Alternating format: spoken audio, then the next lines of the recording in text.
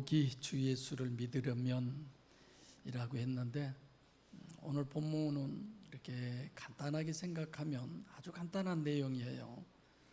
근데 제가 설교에 이렇게 구체적으로 얘기했듯이 구약의 정립이 안 되니까 진짜 메시아가 왔는데 그를 잡아 죽여버렸잖아요. 그러면서도 자기들은 철저하게 성경적이고 신앙생활을 제일 잘한다라고 여긴 사람들. 왜 그들이 그렇게 됐느냐? 관념적 신앙 때문에 그렇다. 특히 성경적 정립이 안 돼서 그랬다라고 하는데, 자, 예수 믿는 것이 여러분 쉽습니까? 저는 가끔 그런 생각을 해요. 나이가 많이 드신 할아버지나 이런 분들이 하나님을 향해서 하나님 형님 그러면 더 좀 쉬울 것 같은데 아버지 그게 쉬울까요? 근데 봐보면 더 아버지로 여기더라고요. 나이가 드니까 어머니가 더 어머니여요. 아버지가 더 아버지예요. 어렸을 때는 어머니 아버지가 별로 어머니 별로 아버지가 아니더라고요. 근데 내가 나이를 먹으면 먹을수록 아버지가 살아계셨으면, 어머니가 살아계셨으면 얼마나 좋을까. 이럴 때는 이러고 저러고. 그래서 나이 드신 목사님께 제가 한번 여쭤봤습니다. 목사님, 하나님께 아버지가 더 마음이 많이 가요? 하나님 그게 더 많이 가요? 아버지가. 아니 목사님은 지금 완전히 할아버지인데 그렇게 하나님한테 아버지가 되냐고. 그러니까 이 사람아, 자네도 나이 먹어봐. 나이 먹을수록 하나님이 더 아버지로 많이 느껴진다는 거예요. 실제 그런 것 같아요. 네. 자, 예수 믿는 것이 굉장히 어려운데 그럼 예수를 믿는 게 너무 쉽게 생각하는 이들이 많이 있잖아요. 그게 관념이에요. 요한복음 17장 3절에 영생은 곧 유일하신 참 하나님과 그의 보내신 자 예수 그리스도를 아는 것이 영생이다. 아는 것이. 빌립보서 3장 8절에 예수를 아는 지식이 너무 고상해서 지금까지 사도 바울 자기가 그렇게 귀하고 소중하게 여겼던 모든 것들을 배설물과 같이 여겨져 버렸다고 그러잖아요. 이게 요한복음 지금 17장 3절의 말씀처럼 정말 유일하신 참 하나님, 그의 보내신 자 예수 그리스도, 이것이 오늘 본문을 통해서 그 말씀이 의미하는 바가 뭐냐, 이걸 우리가 깨달을 수 있어야 돼요. 그래서 본문은 그걸 우리에게 정립시키는 겁니다. 우선 예수를 믿으려면 제일 먼저 제가 쭉 정리해 온 거예요. 우리 교회에서 늘 이렇게 해왔던 것처럼 제일 먼저는 신론이 정립돼야 돼요. 이걸 구체적으로 이제 이렇게 실시간으로 들어오셔서 예배 드리신 분들이 이제 많이 어려울 거예요. 그래서 다분히 영성 세미나를 꼭 해야 되는데, 엘로힘 하나님, 여호와 하나님, 임마누엘 하나님, 물론 임마누엘 하나님 좀 이해되시죠? 아니 똑같은 하나님인데 여기서는 이렇게도 부르고 저렇게도 부르고 뭐 그런 거지 뭘 그렇게 그런 것들을 나누냐 뭐 이럴 수도 있지만, 이게 지금 간단하게 해갈게요. 예수를 믿으려면 제일 먼저 신론이 정립해야 된다. 그러면 신론에서 제일 먼저는 뭐예요? 성부 하나님, 삼위일체 하나님의 근본이신 성부 하나님은 어디에만 계신다? 천국에만 계신다. 그래서 제일 먼저 엘로힘 하나님은 창세기 2장 1절부터 3절, 원래는 1장 1절부터 2장 3절까지 엘로힘 하나님으로 계시되죠. 계속 하나님으로만 돼 있죠. 하나님의 호칭이 2장 4절부터는 뭘로 바뀌어요? 여호와로 바뀌어요. 이제 거기서부터. 자, 엘로힘은 어떤 하나님? 안식하신다. 엘로힘은 천국에서 안식하는 거죠. 2장 3절. 하나님이 온 우주 만물을 다 창조하시고 쉬시잖아요. 그래서 가장 중요한 것은 성부 하나님이신 엘로힘 하나님을 먼저는 이렇게 우리가 정립을 해야 돼요. 성경은 그 성부 하나님은 부동불변의 천국에만 계신 분, 이렇게 성경 전체가 계시하신 것이 성부 하나님이에요.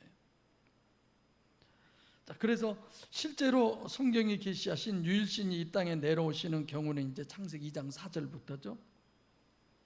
사람을 창조하실 때 여호와 이제 처음부터 여기서부터 처음 나온 거죠. 그래서 엘로힘은 창세기 1장 1절부터 처음 나오지만 여호와는 2장 4절부터가 처음이다. 그래서 창세기 2장 4절부터는 대략이라고 하는 톨레토트를 이제 우리가 다 정립해서 충분히 여러분들이 이해하겠지만 시간이 되면 또 정립해서 톨레토트를 다시 한번 정립해 보려고 그래요. 근데 특강을 한번 해보려고 그래요. 이렇게 톨레토트가 중요했구나. 우리는 단어만 보면서 이 톨레토트라는 단어는 사람과 관계됐을 때만이었구나 그러는데 아니에요. 너무너무 우리가 상상할 수도 없는 어마어마한 내용들을 함축하고 있고, 이 톨레토트의 족보라고 그렇게 쉽게 얘기한다면 족보도 바른 족보와 거기서 또 이렇게 가지치기 족보들이 있어요. 이런 걸 어느 시점에 가서는 다 잘라요, 하나님. 그래서 톨레토트를 따로 제가 연구하면서 너무 많이 놀랐는데 도대체 이런 것들이 얼마만큼 여러분들 말고 다른 분들 이해를 할 수 있을까 싶어지더라고요. 예를 들면 학생들에게 하나님은 우리가 지은 죄를 우리가 회개하고 하나님이 용서해 주면 완전히 잊어버린다, 기억도 안 하신다. 어떻게 그럴 수 있냐? 학생들 그래요. 그러면 전능하기 때문에 그렇다. 그것도 굉장히 힘써서 시간이 걸려서 이해를 시켜줬어요. 아, 그런구나. 그리고 다시 또 이제 이해됩니까? 그러면 되는 것도 같고 안 되는 거고, 이게 안 되더라고요. 그래서 정말 여러분들은 참 복이다 이런 생각이 들어요. 전능하니까 왜 기억 못하냐 또 물어봐요. 전능하니까 기억 못한다고 했는데 이제 나중에 또 물어보면은 근데 목사님 전능한데 왜 기억 못해요? 또 이러는 거야. 그래서 정말 어렵구나 이런 생각을 하는데, 사실상 2장 4절부터 이제 여호와는 강림하신 여호와, 성령이 아니죠. 그래서 창세기 2장 4절부터 여호와를 정립해서 출애굽기 3장 15절 16절 아브라함의, 이삭의, 야곱의 여호와, 이분은 이 땅에 강림해서 사람과 함께하고 사람에게 역사하고 실질적으로 사람하고 교제하는 여호와 하나님, 이런 부분이 이제 정립이 돼야 되죠. 그리고 또 신나는 거기서 끝나는 것이 아니죠. 엘로힘, 여호와, 그 다음 뭐가 남았어요? 임마누엘. 이사야서 7장 14절에 임마누엘의 하나님. 임마누엘은 내가 사람과 함께 하겠다라는 얘기잖아요. 근데 어떤 분이 저에게 그런 질문을 해왔어요. 다른 교회 전사님이신데, 목사님 나는 이게 도저히 이해가 안 가는데 사탄이 임마누엘 한다는 게 말이 됩니까? 라고 물어본 거예요. 여러분 될까요? 안 될까요? 임마누엘, 엘이 꼭 우리가 생각한 유일신 하나님이 아니에요. 그러면 사탄이 임마누엘 한다는 말도 맞아요? 틀려요? 맞는 거야. 난 그런 생각을 안 해봤는데 그걸 물어보면서 자기는 도저히 이게 용납할 수가 없다는 거야. 그래서 이런 조건이 된다면 왜 그게 안 되냐? 우리는 삼위일체 하나님의 임마누엘만 생각하지, 임마누엘, 사단의 임마누엘도 가능하구나 이런 생각이 드는 거죠. 그 엘이라고 하는 건 잡신 개념이 있잖아요. 범신론적 개념. 그래서 여기 이사야서 7장 14절은 임마누엘, 사람 안에 하나님이 임재하심, 우리와 함께 하신 하나님. 그래서 임마누엘은 우리 속에 들어오신 하나님을 가리켜 임마누엘이라고 그래요. 그래서 교회 이름도 임마누엘은 참 좋은 이름이다 라고 생각해요. 그래서 나도 이름을 마누엘로 바꿀까 싶어요. 조 다윗 그러듯이. 네. 여호와는 이제 예레미야 31장 31절부터 32절에 거기서 얘기하셨죠. 결국은 너희 손을 잡고 애굽에서 뭐 잡고 나왔어도 안 되더라 이거예요. 그래서 너희 속에 임마누엘을 이미 우리에게 얘기해 주는 거죠. 제가 이런 얘기를 하는 것은 유대인들이 이런 게 정립이 안 돼 있다 이겁니다. 이미 성경은 얘기했는데. 그래서 결국 임마누엘은 마태복음 1장 18절로 25절에 이제 다시 임마누엘을 하시는 거죠. 두 번째로는 신론을 했고, 예수를 잘 믿으려면 두 번째는 뭘 해야 되느냐? 인간론을 잘 하셔야 돼요. 여러분 생각해 보세요. 예수를 믿으려면 예수는 우리를 구원하러 오신 분이다, 이 믿음이 있어야 돼요. 그럼 하나님을 신학을 정립하고 사람 신학을 지금 정립하는데, 인간은 어떤 존재냐? 겉사람은 뱁새고 육체 우선이고 속사람은 황새인 영이다, 이렇게 표현을 하죠. 어디 가서 속사람은 황새라고 그러더라 우리 목사님이. 이렇게 얘기하면 안 돼요. 이게 비교, 어떤 차이를 얘기하는데 그래서 예를 들면 창세기 1장 26절 28절, 여기는 창조하신 하나님은 하나님의 기름 부음을 받는 그런 존재, 하나님 안에 계신, 성령으로 함께 계신, 하나님의 형상대로 지었다, 이런 부분이죠. 그래서 하나님이 안에 계신 그런 존재. 그리고 이제 또 인간론은 데살로니가서 5장 23절에 영과 혼과 육이라는 개념, 이런 부분도 우리가 바로 알아야 합니다. 세 번째로는 원죄론을 우리가 아셔야 돼요. 그러니까 여러분들의 수준을 높이고 그런 건 아니잖아요. 제가 설교할 때 어떻게 하면 하나님과 화목하게 할 수 있을까? 하나님만 바라볼 수 있을까? 그 말씀을 통해서 내가 변화되고 내가 부인되고 하나님하고 늘 이쪽인데, 사실 지금 이런 공부들은 글쎄요, 신학대학교 가서 한번 물어볼까요? 우리 황 집사님 박사학위 때 뭐 인간론, 뭐 원죄론, 신론 이런 거 가서 공부합니까? 하긴 한 학기밖에 안 했지만 없어요. 악령과 성령은 어떻게 역사하느냐? 악령은 악하게 역사하고 성령은 이런 식이야. 이게 영성적으로 아주 그 강의를 잘하신 분이 있다 그래서 그분 강의를 내가 몇 번 듣고 또 좀 꿈을 갖고 계속 얘기를 하는데 또 들을 것이 아니더라고. 들을 것이. 자, 원죄론. 창세기 2장 7절에 너 선악과를 알게 하는 나무 실과는 절대 따먹지 마. 따먹으면 너 정령 죽어. 하나님이 그러셨어요. 근데 하나님이 말렸음에도 불구하고 아담이 선악과를 따먹어버린 거잖아요. 이것이 원죄죠. 근데 대부분 우리는 따먹은 행위에다가 원죄라고 하는 걸 얘기하는데 이미 마음에서 죄를 지은 거야. 마음에서 따먹어야지, 그것이 죄가 아니라 마음에서 뭐예요? 하나님이 분리가 돼버린 거야. 이게 원죄예요. 요한복음 16장 9절에 죄에 대하여라 하면, 다시 말하면 지옥 갈 수 있는 죄가 뭐냐? 저희가 나를 믿지 아니하며. 임마누엘이 안 돼 있는 거예요. 이렇게 돼 있는 1장 26절 28절 이 악에 분리가 돼버린 거예요. 그러니까 분별력이 없어진 거야. 근데 우리는 행위만 보고 얘기를 하는 거예요. 선악과 따먹은 거. 그래서 그 선악과가 뭐 복숭아 나무냐 뭔 나무냐, 진짜 어디 가니까 복숭아도 뭔 복숭아가 있어요? 천도 복숭아. 그거 절대 먹지 마세요. 하늘에서 내려준 선악과. 참 놀랄 일이네. 그래서 이렇게 신론이 정립돼야 되고 인간론도 정립해야 하고 원죄론도 정립해야 돼요. 근데 이 원죄론을 정립해야 생명과를 또 알 수 있잖아요. 생명과. 이게 창세기 2장 22절 24절에 에덴 동산 동편의 그룹들과 두루도는 화영검으로 생명과의 길을 지키게 했다. 왜 지키게 하냐? 원죄를 범한 사람은 스스로 따먹지 못하게 하려고. 그래서 본 성경을 보고 의문이 없다는 건 나는 이해가 안 돼. 왜 하나님은 언제 내가 하나님보다 나주라고 그랬어? 내가 대한민국에 태어나고 싶다고 그랬어? 별별 생각을 다 해보죠. 근데 왜 하나님은 지옥에 보냈지?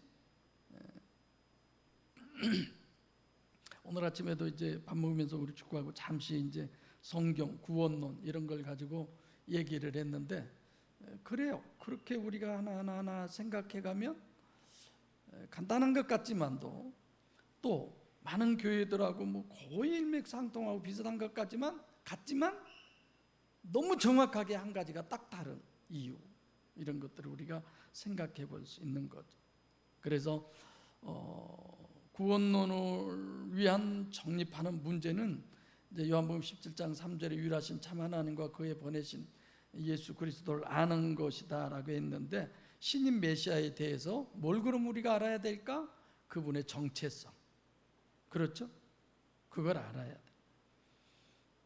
그러니까 인간론에서 하나님의 형상대로 지은 것이니까 하나님의 형상대로 지었다는 게 바로 하나님의 아들이죠. 그럼 구원론을 한번 생각해 봅시다. 자, 유일신 구원론의 신학. 내가 설교할 때 이런 단어 안 쓰고 그냥 쉽게 하면 돼요. 어떤 설교에 무슨 유일신 구원론의 신학을 얘기하고 뭐 정체론을 얘기하고. 근데 여러분들이 알아들을만 하니까 하나님은 이런 설교를 하는 저한테 여러분을 보내주신 거예요. 할렐루야. 내가 잘못 생각하고 있어요 지금? 그리고 여러분들이 알아들을만 하니까 내가 이 설교를 할 수 있는 거고, 이 설교를 하는 거 보면 여러분들이 알아들을 수 있으니까 하나님은 또 여러분들에게 붙여주시고. 그래서 내가 어느 동네에 가서 뭐 하다가 보면요, 우리 교회 식구들은 다 목사 돼도 하나도 부족함이 없겠다, 그런 생각이 들어요. 정말 그래요. 유일신 구원론이 뭐예요? 유일신이 직접 강림하셔서 직접 인간에게 함께 하시고 직접 역사하시고 직접 인간을 구원하시는 거, 그러잖아요. 그래서 애굽에서 이스라엘 백성들이 인도에 내서 광야에서 그냥 지지고 볶고 가나안으로 인도하시는 거죠. 그래서 항상 너희와 함께한다. 문제가 생기는 것은 내가 너희와 함께하지 않아서 너희에게 문제가 생겨. 성경은 그 얘기를 늘 해. 너에게 문제가 있어? 그건 내가 너와 함께하지 않아서 그래.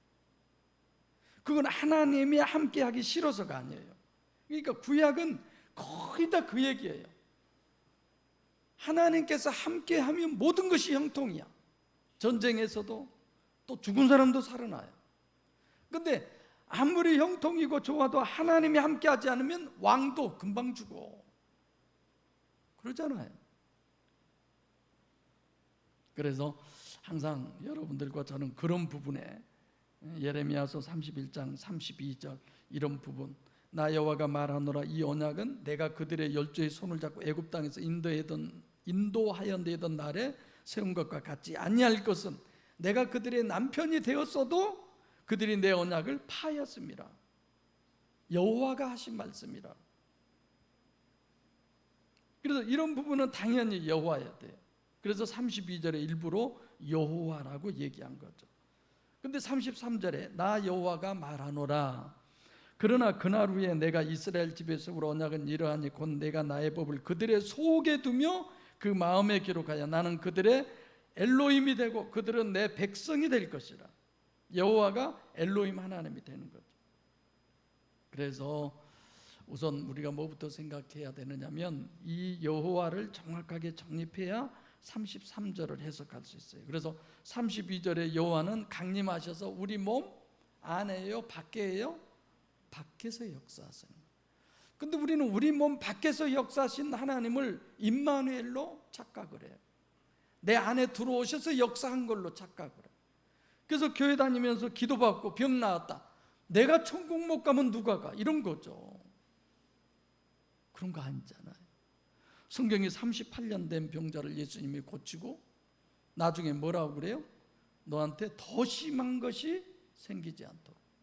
그건 받았어요? 못 받았어요? 못 받은 상태잖아요. 근데 어떻게 그렇게 쉽게 얘기할 수 있냐고. 33절에 그것을 네 마음에 네 속에 기록하겠다는 거예요. 하나님의 말씀. 다시 말하면 하나님은 저와 여러분의 신이 되겠다는 거예요. 예레미야 31장 32절 33절의 말씀에 비하면 그 여호와가 내 안에 임마누엘 하셔서 실제로 네가 섬기는 신이 된다, 이 얘기를 하는 거예요, 성경은. 여러분, 우리가 그러잖아요. 여러분 중에 지난주에도 내가 내 설교를 듣고 그런 생각을 했는데, 내가 지금 하는 말이 여러분들에게 영향력이 더 가요, 이 성경 말씀이 여러분에게 영향력이 더 가요? 참 말도 안 되는 질문을 내가 하지만, 오늘 저녁에 내가 밥 사줄게, 아주 맛있는 갈비집, 이번에 우리 집사님 한 분이 맛있는 갈비집으로 데리고 가서 거의 다 먹고 나서 이 집이 아니네, 내가 먹어도 맛이 없어요. 나중에서 그 집 찾아가지고 다 나중에 사드릴게 이러더라고. 참 그럴 수 있죠. 그래서 한 번 더 먹게 됐어요. 언제 먹을는지 모르지만, 여러분, 내가 오늘 저녁에 식사 대접할게요. 하나님이 나를 축복하신, 이게 비교하는 것 자체가 죄스럽지만 우리가 그만큼 실제가 안 된다는 거예요. 성경이, 하나님의 말씀이 그렇게 실제가 안 된다는 거예요. 내가 여러분들에게 좀 기분 나쁜 소리 하면요, 그냥 속이 막 뒤집어져요. 하나님이 아무리 천국도 천천국을 얘기해도 그런가 없네, 이러지 않으세요? 정말 이런 부분들이 우리 심령 안에서 해결돼야 되는 거 아니에요? 실제적으로 이런 것들이.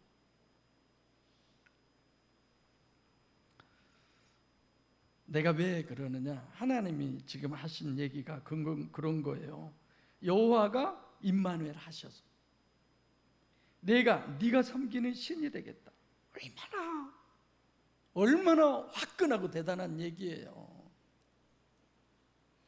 하나님이 원한 만큼의 그 정도의 어떤 기쁨의 비명이 우리 속에서 터져 나와야 돼요. 할렐루야. 이야, 진짜로 막.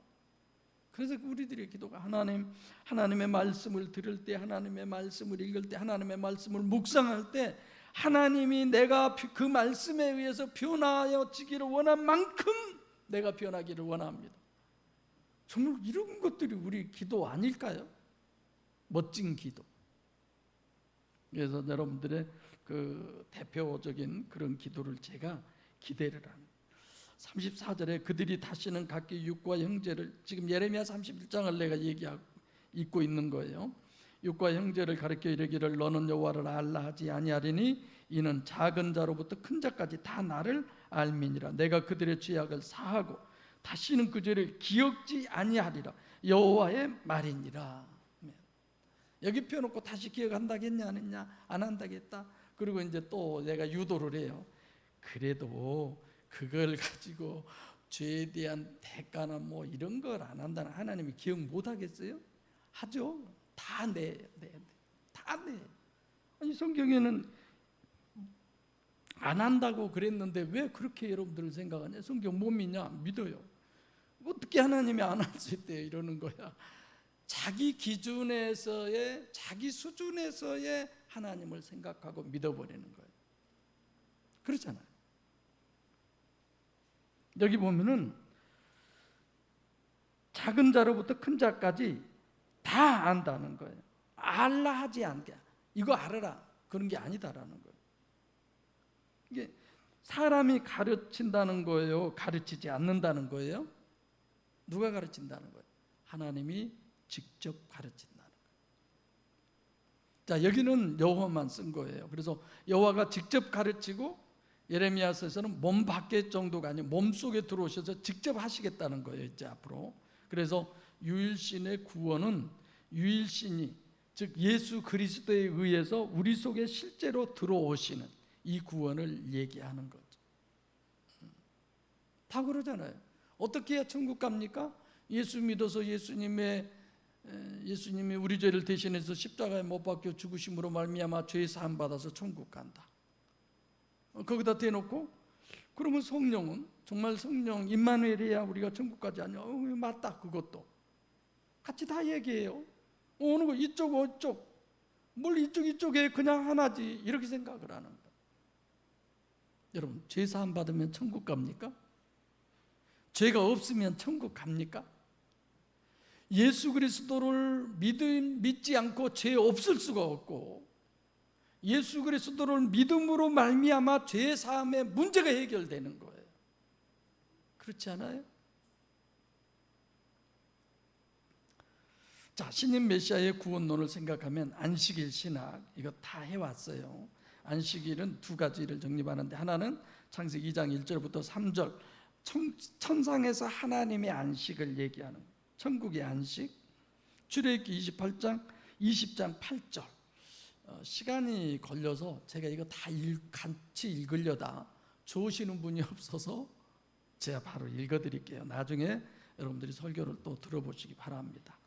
원래는 출애굽기 28장 1절부터 나 외에 다른 신을 내게 있게 말지니라 이렇게 해야 돼요. 십계명 20장 원죄를 범한 거죠. 8절부터 보면, 그래서 제2계명 너를 위해 새긴 우상을 만들지 말라. 마귀는 보이는 것이고 육으로 미혹하니까 육이요 보이는 것에 끌려가면 안 된다, 그 얘기고, 제3계명 여호와의 이름을 망령되이 일컫지 말라. 제4계명 안식일 8절부터죠.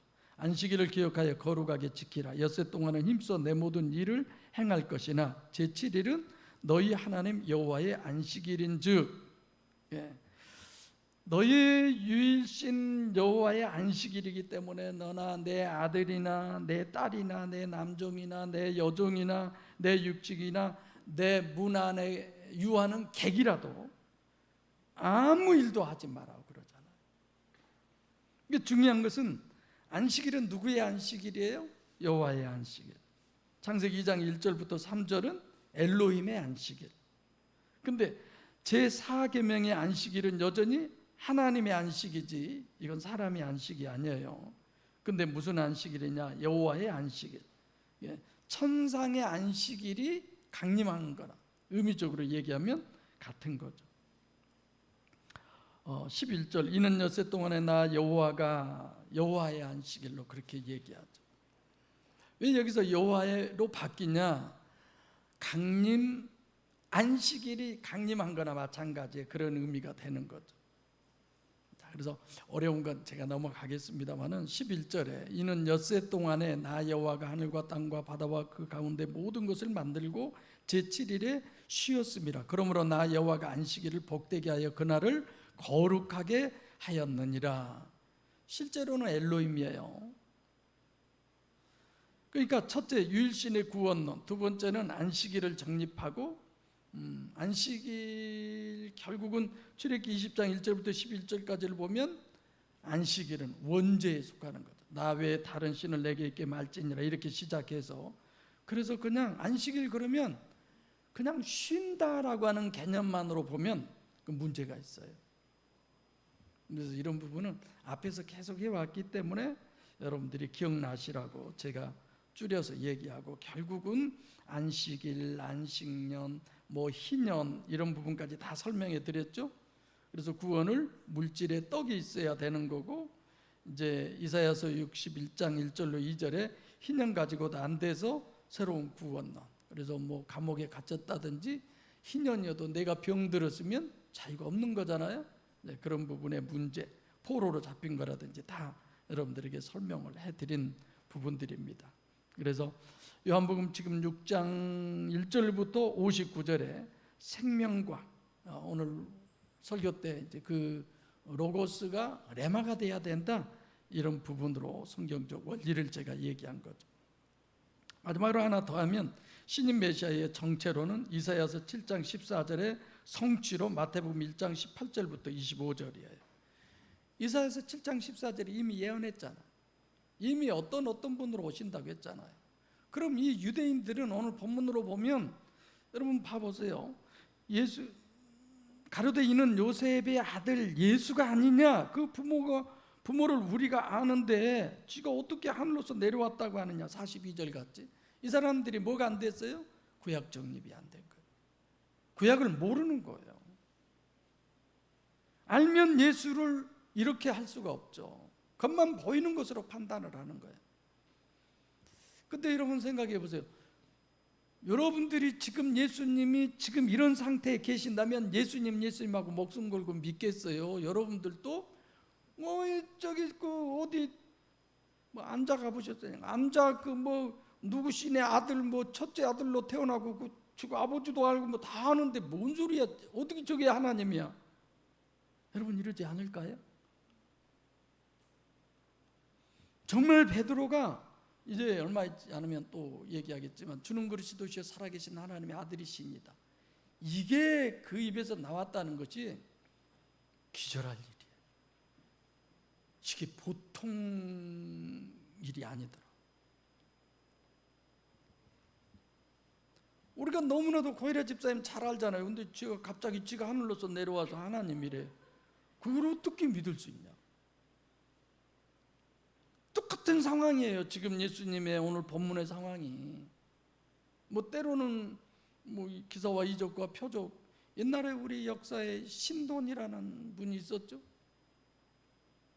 다를 게 뭐 있어요? 그래서 그런 가운데서도 하나님으로 믿는다는 게 더 나아가서 예수님의 형제들이 예수 믿었어요? 안 믿었어요? 예수님 살아계셨을 때 믿었어요? 안 믿었어요? 안 믿었어요. 예수님의 어머니도 그랬잖아요. 근데 그분을 우리가 믿는다고 하는 건 우리는 다분히 성경을 보고 이게 정말 저는 기적이다 싶어져요. 이럴 수 있을까? 여러분들도 목양교회다 하나님이 마음을 딱 묶어서 못 박아놔서 그러지 나도 보세요. 진작 저 마귀씨가 이리 채가고 저리 채가고 다 채가 버렸지. 이게 될 것 같아요. 마지막 때 마귀가 하늘에서 뭐까지 내린다고요? 불도 내려요. 불도. 그러니 안 믿겠어요?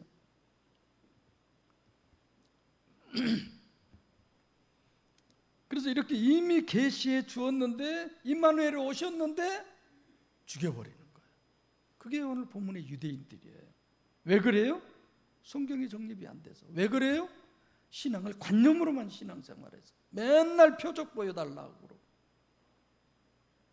여러분 생각해 보세요. 한 아이가 낳았는데 발전태예요. 그리고 변화태예요. 영존할 수가 없어요. 낳았다는 건 피조물이잖아요. 이렇게 피조요, 가시적 존재요, 변화태인데 그게 영존하신 하나님이라는 거예요. 이게 말 돼요? 근데 우리는 그런 것들을 정립하고 믿고 있는 거야. 보통 사람들이 아니야. 그래서 제가 이렇게 성경을 보면 볼수록 야, 참 우리가 보통 사람이 아니구나 이런 생각이 들더라고요. 이런 부분을 정확하게 정립하지 못하니까 신약에서 예수를 해석하는 것도 불가능한 거죠, 사실.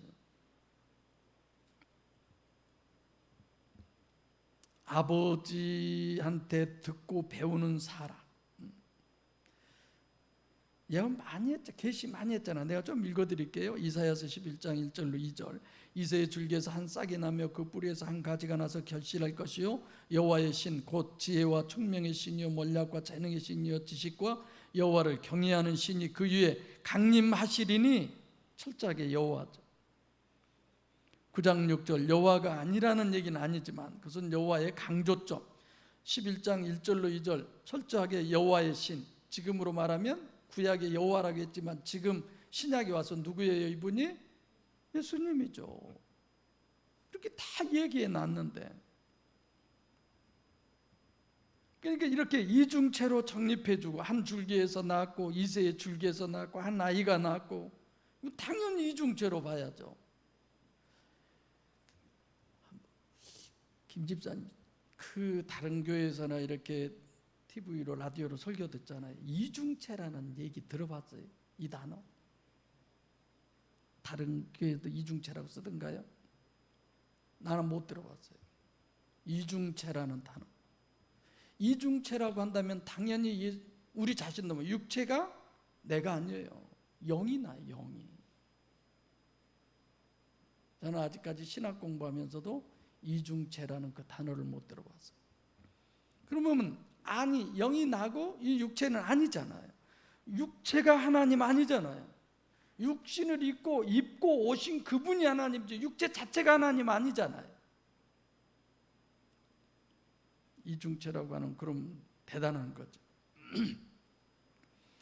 근데 이사야서 53장에 보면 이렇게 쭉 예언해 놨는데 1절에 우리의 전한 것을 누가 믿었느냐 여호와의 신이 네게 나타났느냐, 더 설명 안 해도 되지만 주 앞에서 자라나기를 연한 숨 같고 마른 땅에서 나온 줄기 같아서 고운 모양도 없고 풍채도 없은즉 우리의 보기에 흠모할 만한 아름다운 것이 없도다. 계속 얘기하고 있어요. 사람의 눈으로 보면 별 볼 거 아니라는 거죠. 사실 예수님이 겟세마네 동산에 기도하러 가실 때, 예루살렘 입성할 때 뭘 타고 갔어요? 그냥 나귀가 아니에요. 어떤 나귀? 어린 나귀. 그럼 예수님이 겉으로 봤을 때 어쩌겠어요? 아주 저런 사람이 무슨 하나님, 전혀 그런 느낌도 없는 그런 외모예요. 지금 여기 이사야서 53장이 얘기하잖아요. 그러니까 여러분들과 저는 예수님의 이중체를 틀림없이 믿고, 우리도 마찬가지. 이 육체는 껍데기예요. 그리고 영이 진짜 나예요. 오늘은 한기선 집사님도 이렇게 스스로 오셨던데, 우리가 보면 육이지만 이제 얼마 있지 않으면 그 영이 천국 아니면 지옥, 양갈래 길에 쓸 때가 오잖아요. 그래서 지금 김정래 권사님도 그러고 장 권사님도 그러고 정말 우리 모두의 기도가 필요합니다. 정말 필요해요. 그리고 지난번에 영성 세미나 하셨던 손인순 성도님 위해서도 여러분들이 꼭 기도하시고, 하나님이 보내주셔야 올 수 있다고 그러잖아요. 영성 세미나 했다고 옵니까? 아니, 영성 세미나 하고 맞다고 하고 얼마든지 그러다가도 여기가 인계비하고 보따리 싼 사람도 있는데, 우리가 정말 기도하셔야죠. 그리고 이사야서 53장 13절 성경에 나온 얘기인데, 내 모든 자녀는 여호와의 교훈을 받을 것이니 내 자녀는 크게 평강할 것이며, 이 부분 예수님의 정체론에 대해서 이사야서 7장 14절, 9장 6절, 11장 1절로 2절, 53장 1절부터 6절, 이사야서 54장 13절 많이 해놓으셨죠. 그리고 이제 그렇게 구약에서 완벽하게 정립하고 오늘 본문, 즉 신약을 봐보세요. 그러면 레마가 된다는 거예요. 거기서 그렇게 얘기했는데, 그래 그런가 보자 하고 신약을 봐요. 마태복음 1장 18절부터 25절인데, 처녀가 잉태해서 성령으로 잉태해서 낳았다는 거죠. 그 이름을 예수, 임마누엘이라 해라. 구약에서 그렇게 얘기하더니 틀림없이 그대로 이루어졌구나. 이게 이제 레마가 되는 거죠. 그러니까 본문 보기 전에 간단하게 요 얘기예요. 우리가 예수를 믿으려면 어떻게 해야 되느냐? 첫째, 신론이 정립되고, 둘째로는 인간론이, 셋째는 원죄론, 넷째로는 율신 구원론, 다섯째는 안식일 구원론, 마지막으로 신인 메시아의 정체론. 여기다 더하면 삼위일체론. 이 정도만 우리가 알아도 충분할 것 같아요. 본문 보겠습니다. 다 같이 41절 시작. 자기가 하늘로서 내려온 떡이라 하심으로 유대인들이 예수께 대하여 수군거려. 여기서 자기가 하늘로서 내려온 떡, 그러니까 떡은 이제 강림하는 것에 대해서 엄청 강조하는 거죠. 37절에는 아버지가 디도미, 그냥 던져주면 받기만 하는 이런 부분인데, 그래서 여호와를 강조하는 그런 부분. 그러니까 36절로 40절 앞선 단락은 한 단락이죠. 앞선의 설교 때는 엘로힘은 원리적 어떤 속성을 우리에게 얘기하고, 오늘 본문은 여호와적 속성을 우리에게 얘기하는 겁니다. 유대인들은 구약이요 선민, 하나님의 백성, 자기들은 절대 이방인이 아니다라고 자부심을 갖고 있는 사람들이에요. 예수께 대하여, 여기도 신인 메시아에 대해서가 아니라 그냥 여기는 아우토스를 써요. 그에 대하여, 완전히 인간으로 보는 거죠. 42절 시작. 가로되 이는 요셉의 아들 예수가 아니냐. 그 부모를 우리가 아는데 저가 지금 어찌하여 하늘로서 내려왔다 하느냐. 좀 생각이라도 해보지. 저 사람이 하늘로서 내려왔다는데 이게 맞아? 구약 성경을 자기들이 알고 있으니까, 자기들에게 지금 구약 성경이 있으니까 들여다도 봐야지. 근데 그런 거 없어요. 자기 중심적으로 겉만 보고 외모만 보고 판단해 버리는 거예요. 41절은 유대인을 강조, 42절에는 육적인 관계만 지금 얘기하는 거예요. 그래서 요한복음 8장 40절과 41절에 보면 지금 하나님께 들은 진리를 너희에게 말한 사람이 나를 죽이려 하는도다, 이런 거죠. 아브라함은 이렇게 하지 아니하였느니라. 너희는 너희 아비 행사를 하는도다. 대답하되 우리가 음란한 데서 나지 아니하였고 아버지는 한 분뿐이시니 곧 하나님이시니라. 자기들은 음란한 데서 난 거지. 자기들 외에는 다 그런 존재라, 이렇게 생각을 하는 거예요. 설교 때도 말씀드렸지만 요한복음 5장에 예수께서 아버지께서 일하시니 나도 일한다. 그래서 뭐야, 하나님이 지 친아버지야, 그럼 지가 하나님이라는 얘기야? 그래서 죽이려고 그러잖아. 결국은 그들이 죽였지만, 여기서 얘기하는 게 42절에 보면 이는 요셉의 아들 예수가 아니냐. 무슨 뜻이에요? 그들이 얘기하는 음란한 데서 나왔다는 그런 의미가 되는 거예요. 하나님의 자식이 아니고, 그러니까 전혀 성경은 생각하지 않는 거죠. 가로되 이는 요셉의 아들, 구체적으로 자기들이 잘 알고 있다는 거죠. 예수, 이건 그냥 예수죠. 이 사람이, 예수 이름도 이제 다 알아. 모르는 것이 없어요. 그런 의미. 그래서 요한복음 1장 45절에 나다나엘이 나사렛에서 무슨 선한 것이 나겠느냐 그랬잖아요.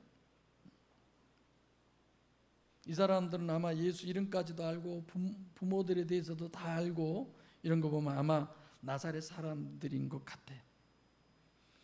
자, 육적으로는 잘 할 수 있는데 그들은 영적으로는 전혀 모르는 그런 사람들이죠. 그 부모를 안다, 육적으로 안다. 그런데 어찌하여 하늘로서 내려왔다고 하느냐? 말도 안 되는 소리다 이거죠. 사기친다는 의미까지 다 포함이 되는 거죠. 근데 지금 이 사람들이 맞아요, 틀려요? 전혀 틀린 얘기를 하고 있는. 43절 시작. 예수께서 대답하여 가라사대 너희는 서로 수군거리지 말라. 왜 수군거릴까요? 자신이 지금 없어요. 확실한 건 아니야. 그렇게 말을 하면서도 관념적이죠. 44절 시작. 나를 보내신 아버지께서 이끌지 아니하시면 아무라도 내게 올 수 없으니 오는 그를 내가 마지막 날에 다시 살리리라. 37절하고 비슷하죠? 아버지께서 내게 주신다. 아버지께서 디도미 하신다. 나를 보내신 아버지께서 지금 보면은 이끌다, 이렇게 얘기를 하는데, 지금 주님이 하시는 것은 첫째, 신론에서 엘로힘에서, 그러니까 아버지로 표현되어 있지만 아버지께서 디도미, 그리고 그것을 나를 보내신 아버지 여호와로 바뀌는 거죠. 나를 보내신 아버지께서 보내신 아버지예요, 여기는. 그러니까 디도미 얘기할 때는 천상의 하나님이 뭐 던졌다, 이런 의미가 되는 그런 개념이고, 이끌었다, 끌고 다니신다는 거죠. 이끌지 아니하시면 아무라도 내게 올 두나미스예요. 아버지께서 이끌지 않으면 그런 능력이, 내게 올 능력이 너희에게 없다, 이거예요. 정말 오늘 말씀 이런 부분을 보면서 저는 여러분의, 뭐 어느 가수가 내 인생에 박수를 쳐, 저는 여러분에게 박수를 쳐드리고 싶어요. 정말 여러분들 참 귀하고 소중한 존재들이죠. 그래서 올수 능력, 두나미스, 주님을 만나는 것은 그래서 능력이에요. 그런 사람을 세상이 감당할 수 없다는 얘기죠. 마지막 날도 두 가지예요. 하나는 육신이 죽고 난 다음의 마지막, 또 하나는 종말의 마지막. 다시 살린다, 다시 일어서다. 우리가 아무리 사후 세계는 죽어서 끝나는 게 아니라 실제로 있다. 지금 그런 얘기잖아요. 다시 살린다. 그러니까 실제가 되려는 것도 그냥 안 된다. 그런 거죠. 복음 전하는 사람마다 사후에 구원받고 천국 얘기하지만 중요한 것은 이 세상이 아니다. 저 천국을 얘기한다. 천국 간다는 얘기하고 하나님 믿으면 이 땅에서 예수 믿어서 무병장수하고 막 그런다면 어디 쪽이 더 믿어져요? 후자 아니에요? 마지막 45절 시작. 선지자의 글에 저희가 다 하나님의 가르치심을 받으리라 기록하였은즉 아버지께 듣고 배운 사람마다 내게 오느니라. 계속해서 35절에 믿음의 논리를 쭉 얘기하고 있습니다. 예수께서 가라사대 내가 곧 생명의 떡이니 내게 오는 자는 결코 줄이지 아니할 터요 나를 믿는 자는, 생명의 떡을 먹는다는 얘기가 곧 지금 뭐예요? 주님에게로 온다는 얘기예요. 온다. 지금 끌고 오시는 거죠. 실제 신앙이 되는 조건이에요. 그래서 이거는 뭐냐? 먼저 선지자의 글 이렇게 되는 겁니다. 선지자의 글의 구약에. 그래서 지금 앞선에 본문 보기 전에 제가 구약과 신약을 이렇게 여러분들에게 말씀해 드린 거예요. 그래서 구약과 그 다음에 아버지는 신약을 구별하기 위해서, 여호와를 구별하기 위해서 구약은 일부러 엘로힘, 신약을 여호와, 그렇게 45절은 그렇게 구성을 해 놓은 거예요. 저희가 다 하나님의 가르침을 받으리라. 이거는 받으리라니까 과거, 현재, 미래를 얘기하는 거죠. 미래에 하나님이 가르치신다. 그 말은 구약 때는 직접 가르치셨다, 가르치지 않았다? 가르치지 않았다라는 얘기가 되는 거죠. 그때는 누구를 통해서? 사람을 통해서, 선지자를 통해서. 신약은 뭐가 돼요?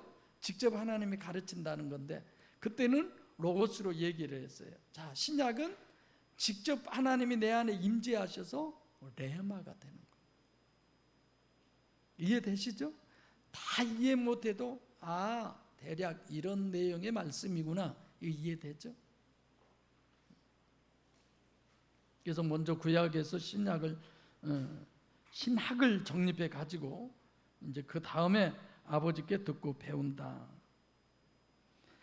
아버지는 오신 하나님은 객관적이고 아버지는 관계성의 문제가 되는 거예요. 같은 단어여도 강림하신 하나님. 그래서 성경의 방향과 내가 사실 같아야 돼요. 구약에서 신약을 정립한 방향과 지금 신약이 딱 맞을 때, 안 맞으면 성령도 역사 안 하죠. 맞을 때 이제 실제가 되고 성령이 역사한다는 것은 갈라디아서 5장 22절 23절 맞죠? 22절 23절 성령의 열매가 우리에게서 맺혀지는 거죠. 레마가 열매가 되는 거죠. 그래서 어떤 상황이 돼도 내 안에서 내가 나오는 게 아니라 하나님이 나와요. 내게 오느니라. 여기서 나는 누구예요? 하나님 예수에게 온다는 얘기죠. 주님께 오는 자는 믿는 자가 되는 거죠. 그래서 이걸 믿는다라고 하는 건 속으로 들어간다. 제가 그렇게 표현을 했잖아요. 아버지께 듣고 배운 자, 아버지께 듣고 배운 자, 레마라는 거죠. 자, 마지막 46절 시작. 이는 아버지를 본 자가 있다는 것이 아니라 오직 하나님에게서 온 자만 아버지를 보았느니라. 하나님과 아버지를 지금 구별하고 있어요. 왜 하나님이라고 그랬을까? 예수님이 왜 하나님이라고 그랬을까? 또 원자라고 그러죠. 그러니까 하나님, 예수 이렇게 서로 이해하시면 되겠습니다. 아버지 그러면 그냥 인간관계의 아버지 그런 얘기. 삼위일체 하나님도 자기도 하나님 이런 의미. 그래서 성부 하나님, 지금 성자 하나님이신 여호와이신 즉 예수로 얘기한 자신을 얘기하는 거죠. 그래서 직역하면 하나님 옆에 있는 하나님, 하나님과 같이 있는 하나님, 성부 하나님과 같이 계시는 하나님. 하나님을 누구만 봤어요 지금? 예수님만 봤다 이거죠. 그래서 본다는 개념은 레마로 우리가 정립하면 되겠습니다. 그래서 아버지한테 듣고 배운다는 것은 이거는 레마지, 내가 새벽 기도하려고 생각했는데 하나님이 천상에서 내려오셔서 성주야 부르는 게 아니라고. 아시겠죠? 그래서 하나님의 음성을 육성으로 들었다는 얘기가 아니에요. 육성으로 아무리 들어도 그건 소용이 없어요. 아무리 봐도 소용이 없어요. 진짜 봐도 이들은 안 믿잖아요. 진짜가 되려면 여러분과 내 속에서 듣고 봐야 돼요.